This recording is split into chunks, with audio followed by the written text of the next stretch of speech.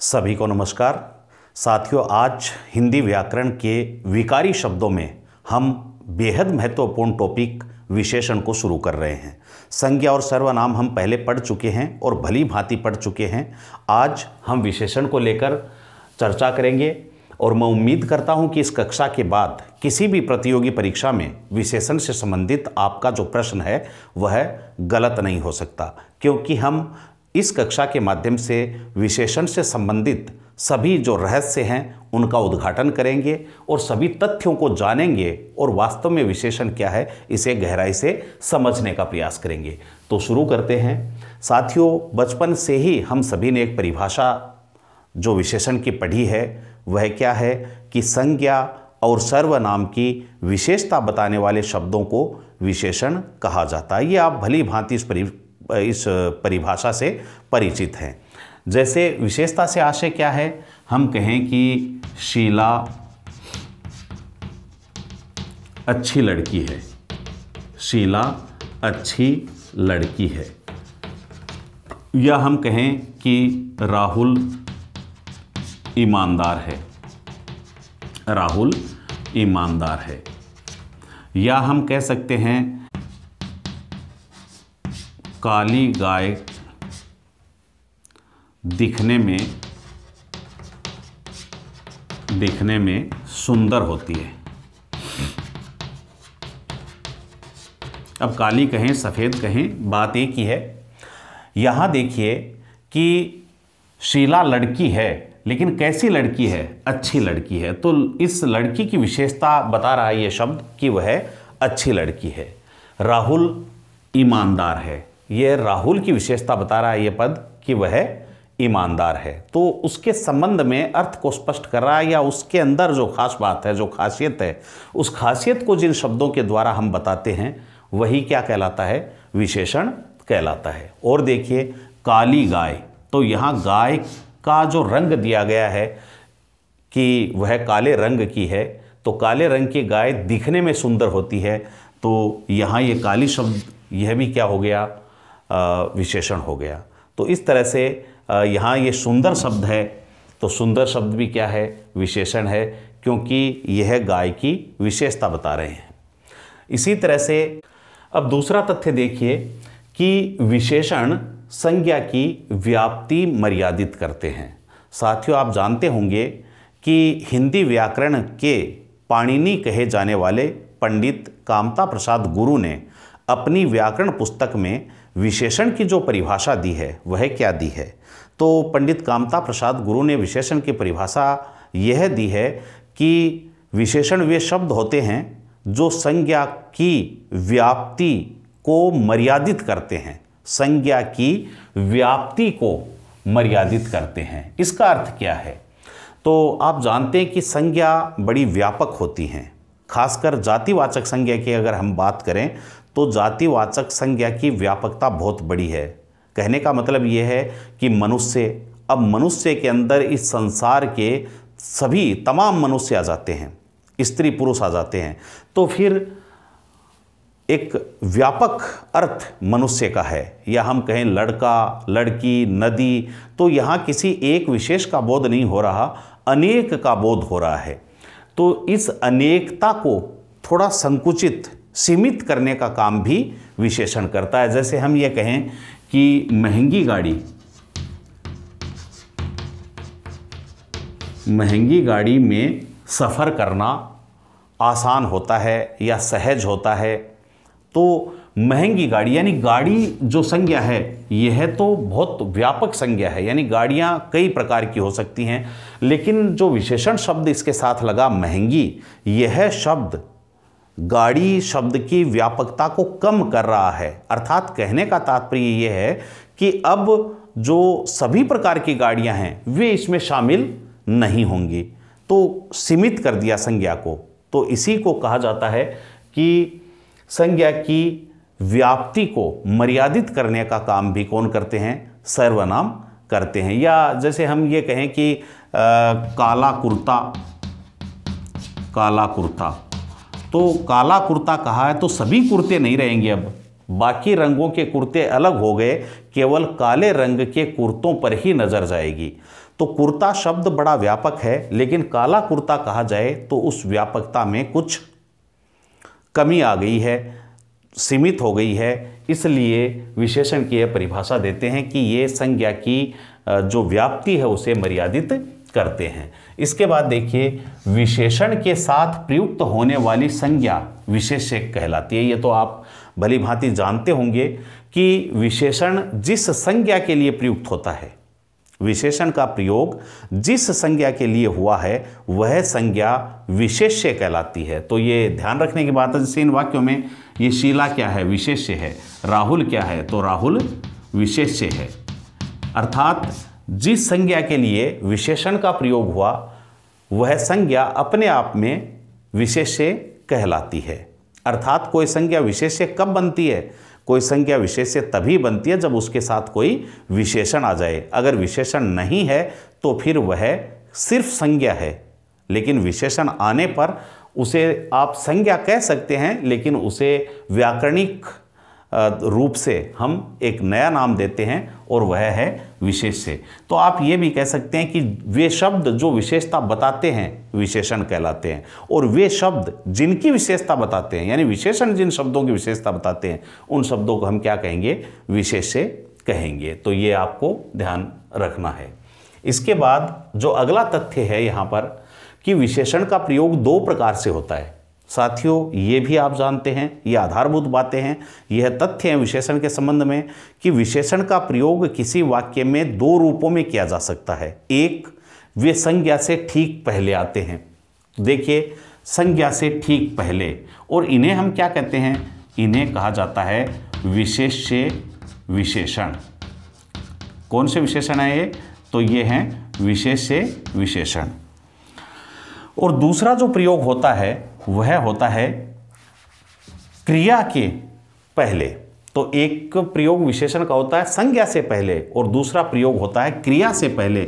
और जहां क्रिया से पहले विशेषण का प्रयोग होता है उसे हम कहते हैं विधेय विशेषण। इसे आपको समझने की जरूरत है। देखिए, जहां संज्ञा से पहले, इसके उदाहरण देखिए आप, हम अगर ऐसे लिखें कि मेरी लाल पुस्तक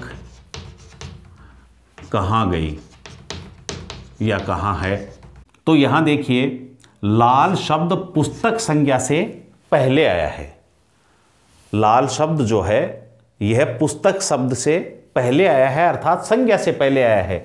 तो यहां लाल शब्द कैसा विशेषण हुआ? तो इसे हम कहेंगे विशेष्य विशेषण। और दूसरा हम वाक्य लिखें, मोहन बड़ा चालाक है, बड़ा चालाक है। तो यहां पर देखिए संज्ञा है मोहन, और मोहन के लिए जो शब्द आया है वह चालाक। तो ये चालाक यहां पर क्या है? ये विशेषण है। चालाक यहां पर विशेषण है। और क्योंकि जिस संज्ञा के लिए चालाक शब्द प्रयुक्त हुआ है उस संज्ञा के बाद और क्रिया से पहले आ रहा है, तो क्रिया से पहले जो विशेषण आता है उसे हम क्या कहते हैं? तो उसे हम विधेय विशेषण कहते हैं। तो ये और आपको थोड़ा सा ध्यान रखना है। तो देखिए, विशेषण का प्रयोग किसी वाक्य में दो प्रकार से होता है, दो रूपों में होता है। एक होता है विशेष्य विशेषण यानी संज्ञा से ठीक पहले, और दूसरा जो प्रयोग होता है उसे हम कहते हैं विधेय विशेषण, जो कि संबंधित संज्ञा के बाद में आता है लेकिन क्रिया से पहले आता है। तो उसे हम क्या कहेंगे? विधेय विशेषण। इसके बाद आगे अगला तथ्य देखिए कि विशेषण की विशेषता बताने वाले शब्द प्रविशेषण कहलाते हैं। साथियों, इसी वाक्य में देखें, मोहन बड़ा चालाक है। तो यहां ये जो बड़ा शब्द आया है यह मोहन की नहीं बल्कि चालाक शब्द की विशेषता बता रहा है कि कैसा चालाक है, कम चालाक है, ज्यादा चालाक है।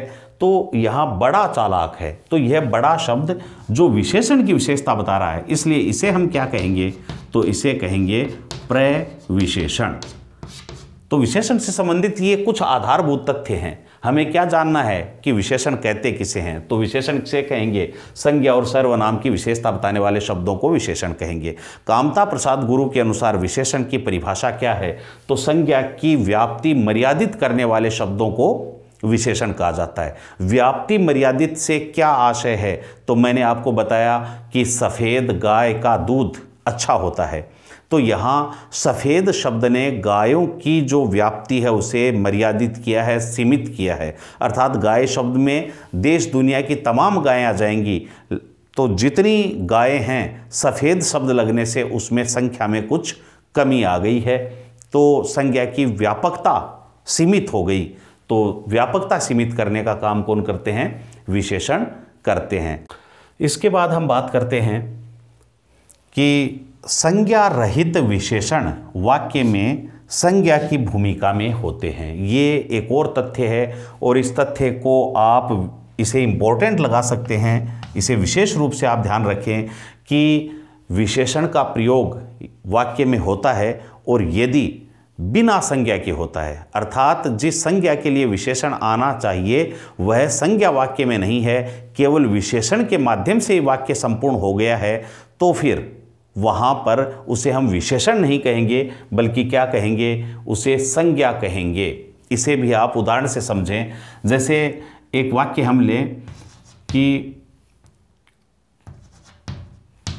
बड़े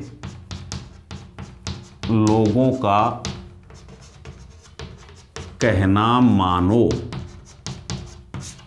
ये एक वाक्य है। तो यहां पर संज्ञा क्या है, इसमें लोगों, और ये बड़े शब्द क्या है, तो यह बड़े शब्द इसमें विशेषण है।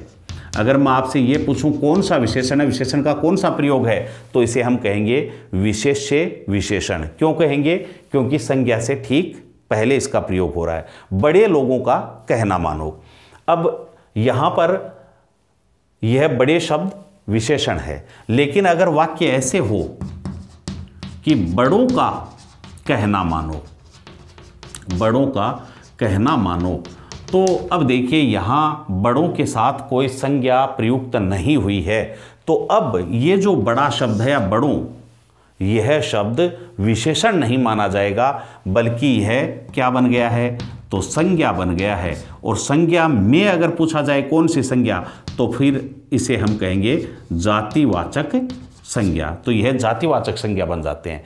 अर्थात ध्यान क्या रखना है कि जब विशेषण शब्द बिना संज्ञा के वाक्य में प्रयुक्त हो तो वह फिर वहाँ विशेषण नहीं माना जाकर उसे क्या माना जाएगा, संज्ञा माना जाएगा। जैसे एक और उदाहरण हम देखें कि रोगी व्यक्ति की सेवा करो, तो रोगी व्यक्ति यानी व्यक्ति जो है उसकी विशेषता है कि वह रोगी है, तो रोगी विशेषण हुआ। यहाँ ये रोगी शब्द क्या है, विशेषण, और इसका विशेष्य क्या है, व्यक्ति। इस तरह से अगर ये शब्द आता है तो यह विशेषण है। लेकिन अगर हम यही कहें केवल कि रोगियों की सेवा करो, रोगियों की सेवा करो, तो अब ये रोगियों शब्द क्योंकि इसके साथ कोई संज्ञा नहीं है और संज्ञा नहीं है तो ये खुद अब किसकी भूमिका में है, संज्ञा की भूमिका में है, इसलिए जातिवाचक संज्ञा यहाँ पर होगी, यह विशेषण नहीं माना जाएगा। ऐसे ही गरीब से गरीबों यानी गरीब व्यक्ति को दान दो, तो गरीब शब्द है विशेषण। अगर कहा जाए गरीबों को दान दो तो गरीबों शब्द क्या हो गया, जातिवाचक संज्ञा। जरूरी नहीं कि हर समय इसे बहुवचन बनाया जाए, हम यह भी कह सकते हैं कि गरीब को दान दो, तो गरीब शब्द जो विशेषण होता है मूल रूप से, लेकिन गरीब शब्द अब इस वाक्य में क्या बन गया है, तो यह जातिवाचक संज्ञा बन गया है।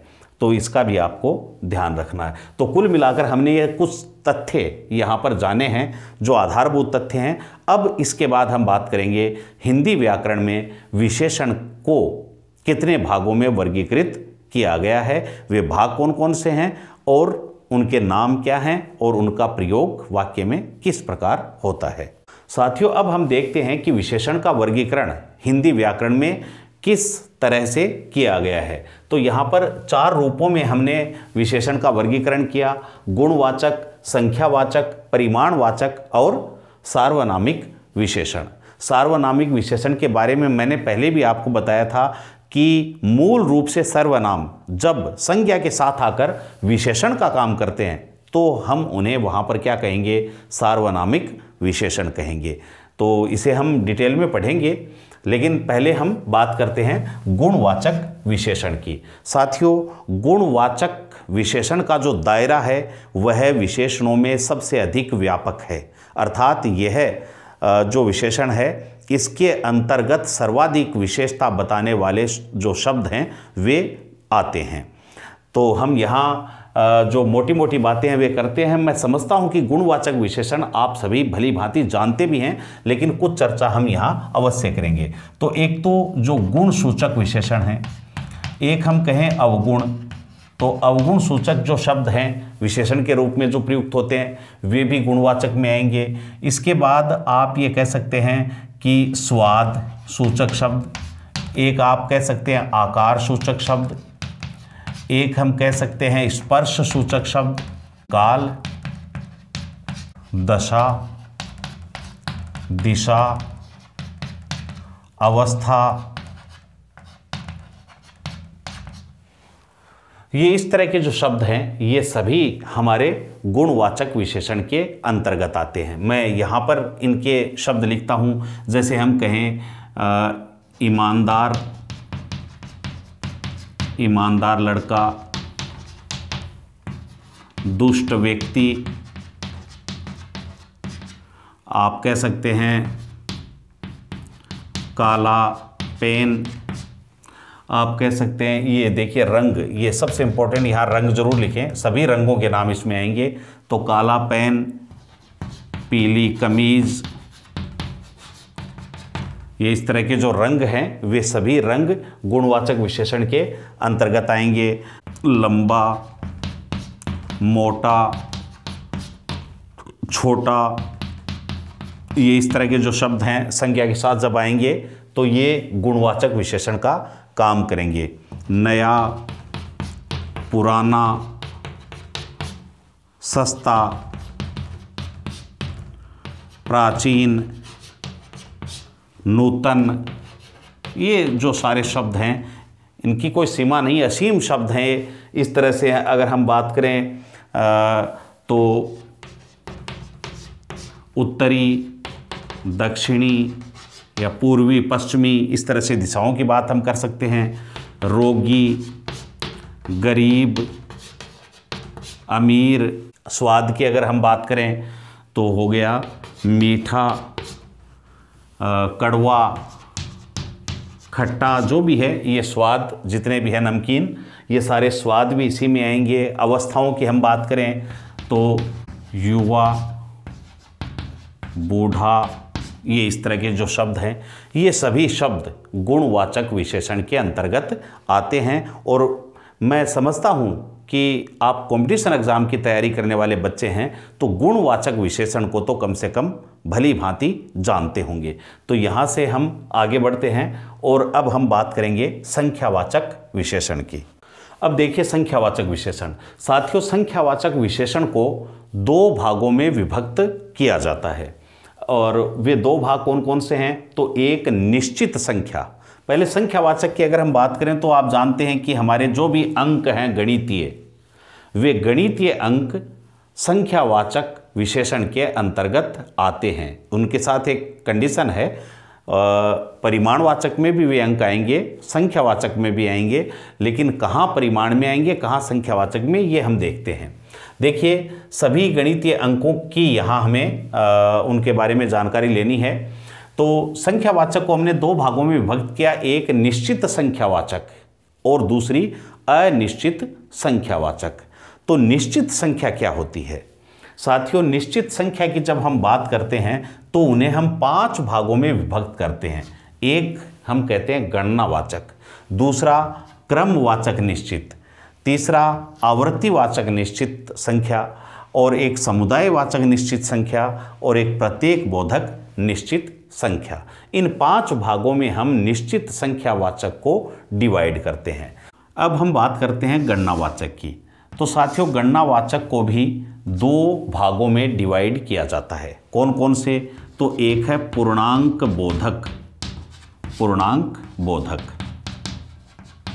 और दूसरा अपूर्णांक बोधक। आप शब्द से बहुत कुछ समझ जाते हैं। पूर्णांक बोधक और अपूर्णांक बोधक, ये 2 भेद होते हैं गणनावाचक, जो हमारा विशेषण है, जो निश्चित संख्यावाचक के अंतर्गत है। इसके 2 भेद किए जाते हैं। पूर्णांक बोधक में क्या आएगा? तो 1, 2, जैसे इस तरह से आपने कहा 3 लड़के, तो यहाँ ये 3 शब्द क्या हो गया? यह पूर्ण अंक है, पूर्णांक संख्या आनी चाहिए, यानी टूटी हुई संख्या ना हो, पूरे अंक के रूप में हो। 1, 2, 3 से लेकर अनंत तक संख्या में अगर ये संख्या इस तरह से आती है, और उसके बाद काउंटेबल नाउन का आना जरूरी है। साथियों, ध्यान यही रखना है कि संख्यावाचक जो होता है इसमें गणनीय संज्ञाएं आती हैं, गणनीय संज्ञाएं, जबकि जो परिमाणवाचक है यहाँ पर अगणनीय जो संज्ञा हैं वे यहाँ पर आएंगी। ये दोनों में एक मोटा अंतर है। यानी जब गणनीय संज्ञा के पहले कोई अंक आता है 1, 2, 3 इस काउंटिंग में, तो फिर वह संख्यावाचक होगा। और यदि अगणनीय अनकाउंटेबल नाउन से पहले कोई हमारा संख्यावाची शब्द आता है, तो फिर हम उसे वहाँ पर क्या कहेंगे? परिमाणवाचक विशेषण उसे कहा जाएगा। तो देखिए, पूर्णांक बोधक 1, 2, 3 और इस क्रम में आप अनंत तक चले जाएं, ये जो विशेषण होंगे ये क्या कहलाएंगे? तो इन्हें पूर्ण अंक होने के कारण पूर्णांक बोधक कहेंगे। अपूर्णांक बोधक क्या है? तो अपूर्णांक में देखिए, हम कह सकते हैं पाव, हम कह सकते हैं आधा, हम कह सकते हैं सवा, हम कह सकते हैं 2.5 या 2.5, 2.5 या 2.5 एक ही बात है। हम कह सकते हैं 3.5 या 5.5, कितना भी। हमारी भाषा में हम इन शब्दों का प्रयोग करते हैं। पाव का मतलब आधा, का मतलब सवा, 2.5, 2.5, इनका मतलब आप समझते हैं। यानी 2 और आधे को हम 2.5 बोलते हैं, 1 और आधे को हम 1.5 बोलते हैं, लेकिन 2 से आगे जाने के बाद हम जिस शब्द का प्रयोग करते हैं वो 1.5 शब्द का प्रयोग करते हैं, और इसका अर्थ है आधा। यानी आधा और 3, यानी 3 और आधा, तो वह क्या होगा? 3.5, 10.5 तो 10 और आधा। तो इस तरह से हम अपूर्णांक बोधक, क्योंकि यह पूर्ण अंक नहीं है, इसलिए इस तरह से जब कुछ आता है, जैसे हम कहें 3.5 रुपए, तो फिर यह क्या हो गया? अपूर्णांक बोधक हो गया। लेकिन हम कहें कि 3 रुपए, तो वह होगा पूर्णांक बोधक। हालांकि दोनों ही निश्चित संख्याएं हैं, यानी 3.5 का एक निश्चित संख्या है, लेकिन अपूर्णांक रूप में है, वह पूर्णांक रूप में नहीं है। तो पहला जो भेद था निश्चित संख्यावाचक का, गणनावाचक, जिस रूप में हम गणना करते हैं, गिनती करते हैं, तो वह 2 भागों में हमने विभक्त किया। पूर्णांक बोधक जिसमें पूर्ण अंक आता है 1, 2, 3, 4 से लेकर अनंत तक, और अपूर्णांक बोधक में इस तरह से अंक टूटकर आता है। आगे देखिए, इसके बाद जो अगला भेद है उसकी हम बात करते हैं। अब दूसरा देखिए, क्रमवाचक। तो क्रमवाचक क्या है? तो क्रम का अर्थ होता है बढ़ते क्रम में जब हम एक पंक्ति में बच्चों को खड़ा करते हैं और उसके बाद उनका क्रम देखते हैं, तो पहला, दूसरा, तीसरा, चौथा, पांचवा, इस तरह से हम क्रम लगाते हैं। तो ये आपका जो विशेषण है, यानी पहला लड़का, दूसरी गाय, इस तरह से हम कहते हैं तीसरा व्यक्ति, इसके बाद आप ये कह सकते हैं चौथा मकान। तो ये क्या है? ये क्रम है, पहला, दूसरा, तीसरा, चौथा। इसके बाद जितनी भी संख्याएं हैं उनमें वां लग जाएगा, मतलब पांचवां, छठवां को छठा भी कह सकते हैं, वां लगा दो बस। यहां तक ये संख्या रूप बदल रहा था। पहला, इसे पहला कहना पड़ेगा, एकवां नहीं कह सकते, इसे दोवां नहीं कहते। तो पहला, दूसरा, तीसरा और चौथा, इन 4 संख्याओं को छोड़ दो। इनके बाद आपको क्या लगाना है? तो आप पांचवां, छठवां, आप कह सकते हैं छठवां, या इसके लिए एक शब्द और है जो ज़्यादा प्रचलित है, छठा, और बाकी सब में वां लगेगा, सातवां, आठवां, नौवां, 10वां, 11वां, इस तरह से वां शब्द लगाते जाएंगे और ये क्या बनेंगे, हमारे क्रमवाचक संख्या, निश्चित संख्यावाचक विशेषण हो जाएंगे। साथियों, इसके अतिरिक्त हम संस्कृत का भी प्रयोग, क्योंकि तत्सम शब्दावली का प्रयोग भी हिंदी में होता है, तो क्रमवाचक में अगर तत्सम शब्दावली का प्रयोग होगा तो फिर हम इसे क्या कहेंगे, तो इसे प्रथम, द्वितीय, तृतीय, इस क्रम में हम संस्कृत में भी इसका प्रयोग कर सकते हैं। तो प्रथम, द्वितीय, तृतीय या पहला, दूसरा, तीसरा, ये जो हमारी गणना है इसे हम कहेंगे क्रमवाचक निश्चित संख्यावाचक विशेषण। इसके बाद हम बात करेंगे आवर्ती सूचक। आवर्ती का अर्थ होता है रिपीट होना, तो आवर्ती सूचक जो हैं ये गुणांक में चलेंगे। तो जैसे हम कहते हैं दुगुना, दुगुना, तिगुना, चौगुना, ये जब ये गुणांक लगा देते हैं तो फिर वह क्या बन जाएगा, तो वह आवर्ती सूचक संख्यावाचक शब्द बन जाएगा। और देखिए समुदायवाचक क्या होगा, तो समुदायवाचक की हम बात करें तो यहाँ कहेंगे हम दोनों, दोनों, तीनों, चारों, इस तरह से कि दोनों लड़के, तीनों घोड़े, चारों व्यक्ति, इस तरह से हम इनका प्रयोग करते हैं और ये क्या कहलाएगा, समुदायवाचक। आवर्तीवाचक में आप अगर किसी कोई परत बनने वाली चीज होती है तो हम उसे इस तरह से भी लिख देते हैं, दूहरा, तीहरा, दूहरा, तीहरा, चौहरा, इस रूप में भी उसको लिखा जा सकता है, तो आप ये भी नोट कर लें। और फिर समुदायवाचक में दोनों, तीनों, चारों, इस तरह से। और साथ ही साथ आप ये भी ले सकते हैं जैसे दर्जन, ये भी एक समूह है, 12 का समूह जो होता है उसे हम दर्जन कहते हैं, 20 के समूह को हम क्या कहते हैं, कोड़ी कहते हैं। तो इस तरह से इन समूहों को भी आप समुदाय में, शतक को, इनको ले सकते हैं। प्रत्येक बोधक, इसका मतलब होता है या तो प्रति शब्द जुड़ा हुआ मिलेगा, जैसे प्रति व्यक्ति, प्रति मकान, यानी इसका अर्थ है हर, तो या फिर आपको ये आ सकता है हर आदमी। तो इस तरह से जब ये प्रयोग होता है तो इसे हम कहेंगे प्रत्येक बोधक, और इसका एक और नाम भी हो सकता है वीप्सावाचक। प्रत्येक बोधक का ये एक नाम क्या है, वीप्सावाचक, जिसमें इस तरह से प्रति, हर, या फिर उर्दू में फी शब्द का प्रयोग होता है।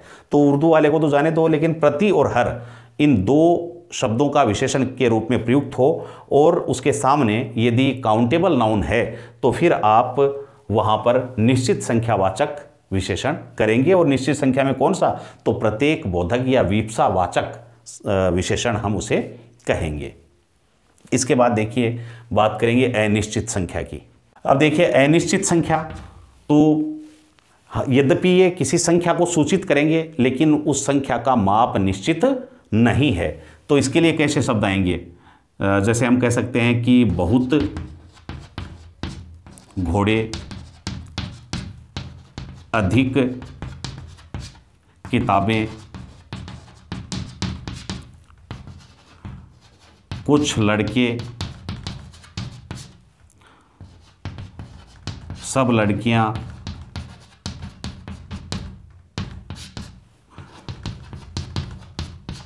ज़्यादा व्यक्ति, ये इस तरह से। तो बहुत, अधिक, कुछ, सब, ज़्यादा, लगभग, लगभग का प्रयोग हो जाए, तो ये सभी क्या हैं, किसी संख्या के लिए जब ये आते हैं तो अनिश्चित संख्या के सूचक होते हैं। तो इस तरह से जहां ये स्थिति होती है उसे हम क्या कहेंगे, अनिश्चित संख्यावाचक विशेषण उसे कहेंगे। तो ये भी आपके लिए कोई ज़्यादा मुश्किल पैदा करने वाला नहीं है। ठीक यही स्थिति परिमाणवाचक जो अगणनीय संज्ञाएं हैं उनके लिए है। साथियों, अगणनीय संज्ञाओं को भी हम इन्हीं दो भागों में विभक्त करते हैं, एक निश्चित परिमाण और दूसरा अनिश्चित परिमाण। इसे भी हम दो रूपों में विभक्त करेंगे, निश्चित परिमाण और दूसरा होता है अनिश्चित परिमाण।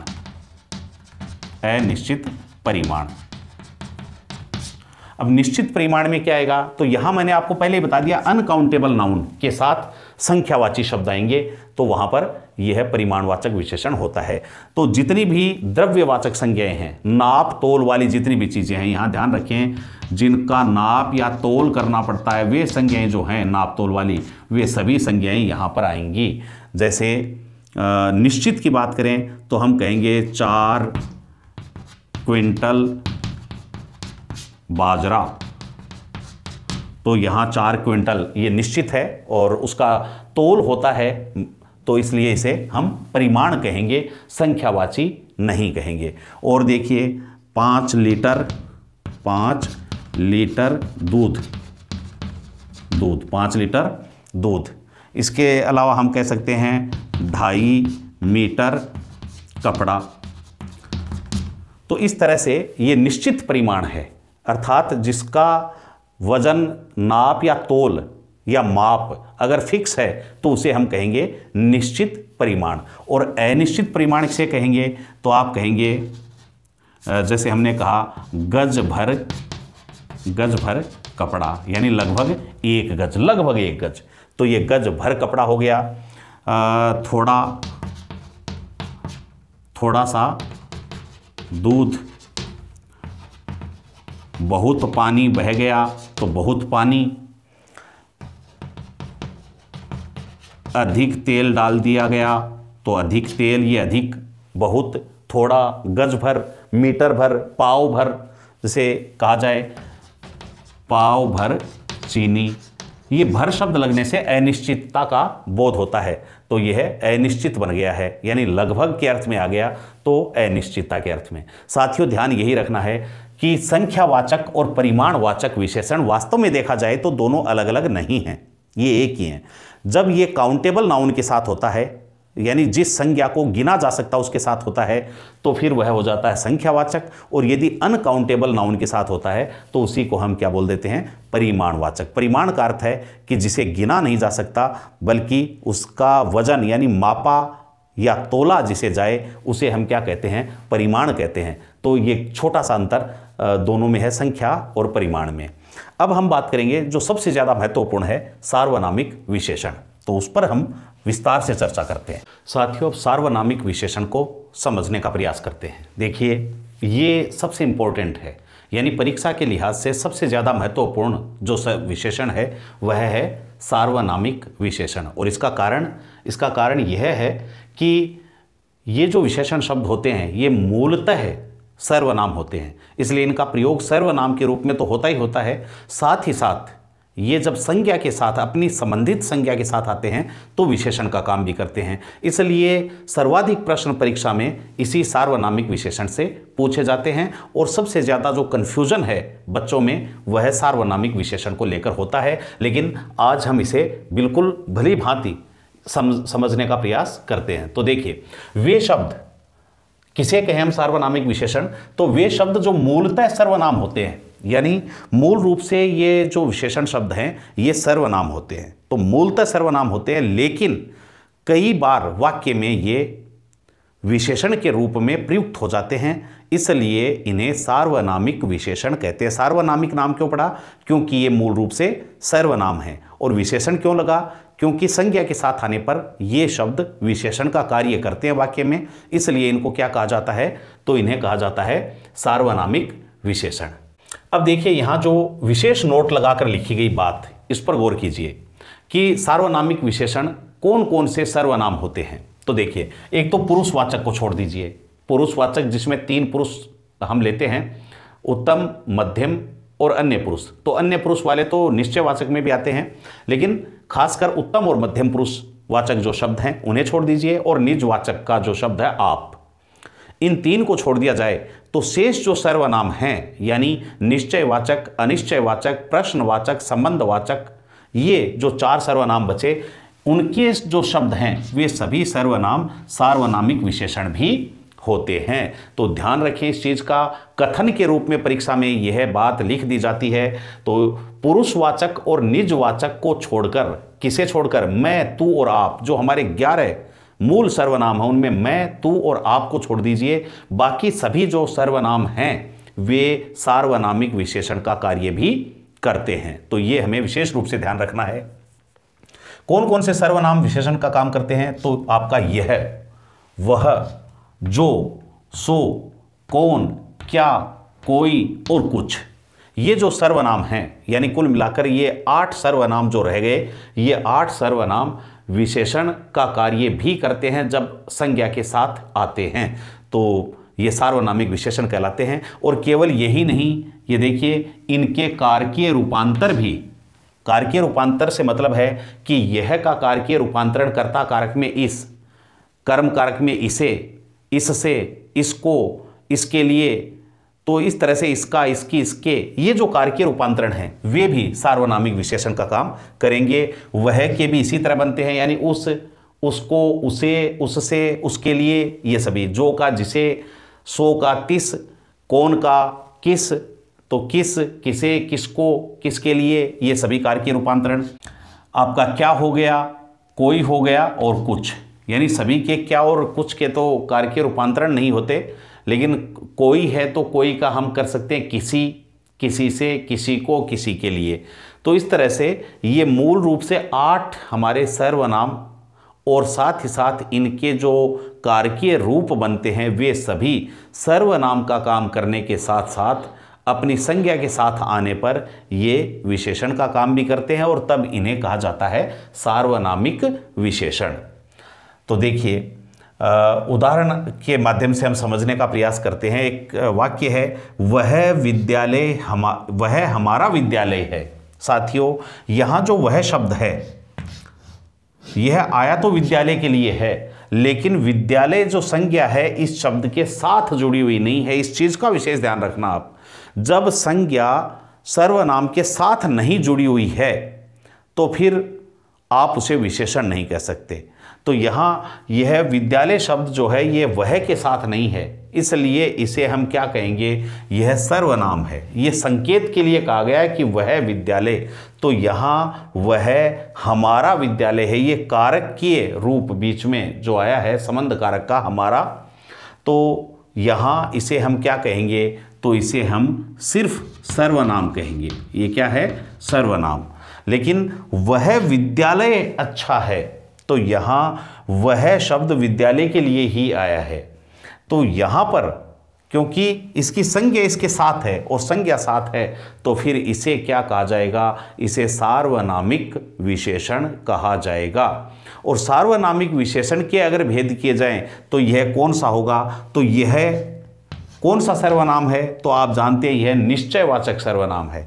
यह निश्चयवाचक सर्वनाम है या संकेतवाचक सर्वनाम है, तो यह भी संकेतवाचक सार्वनामिक विशेषण कह सकते हैं या निश्चयवाचक सार्वनामिक विशेषण इसको कहेंगे। और देखिए, बाहर कौन है, प्रश्नवाचक सर्वनाम, बाहर कौन है, अकेला आया है कौन, इसके साथ इससे संबंधित कोई संज्ञा नहीं है, तो सर्वनाम है। साथियों, सर्वनाम की परिभाषा क्या है, संज्ञा के स्थान पर प्रयुक्त होने वाला शब्द सर्वनाम है। अर्थात जब सर्वनाम आएगा तो संबंधित संज्ञा वहां नहीं होगी, क्योंकि संज्ञा के स्थान पर वह शब्द आ गया है। लेकिन विशेषण क्या होता है, तो संज्ञा और सर्वनाम की विशेषता बताने वाला शब्द। विशेषता बताने से आशय यह है कि जब वह शब्द आएगा तो उसके साथ वो संज्ञा जरूर आएगी जिसकी वो विशेषता बता रहा है। तो बाहर कौन है, तो यहां कौन शब्द क्या है, तो यहां कौन शब्द प्रश्नवाचक सर्वनाम है। लेकिन बाहर कौन आदमी है, कौन आदमी है, तो इस आदमी संज्ञा है और कौन इस आदमी से जुड़ा हुआ शब्द है, सर्वनाम है। तो यहां पर यह कौन जो मूल रूप से सर्वनाम है लेकिन किस रूप में प्रयुक्त हो रहा है, संज्ञा के साथ आने के कारण यह सार्वनामिक विशेषण के रूप में प्रयुक्त हो रहा है।